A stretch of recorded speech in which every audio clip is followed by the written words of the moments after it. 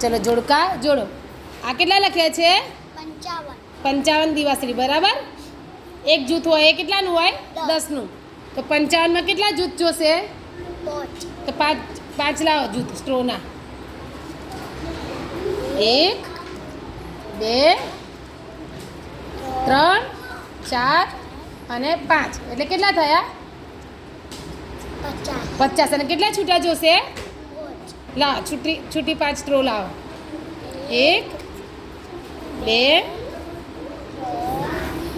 4 5 એટલે આ 50 થયા.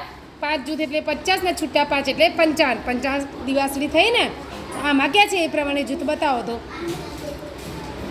ગણો તો. 10. 1 એટલે 10. 2 એટલે 20. 3 એટલે 30. 4 એટલે 40. 5 એટલે 50. અને છૂટા 5 એટલે 55. હા તો જોડો 55 દિવાસળીને એની સાથે જોડો.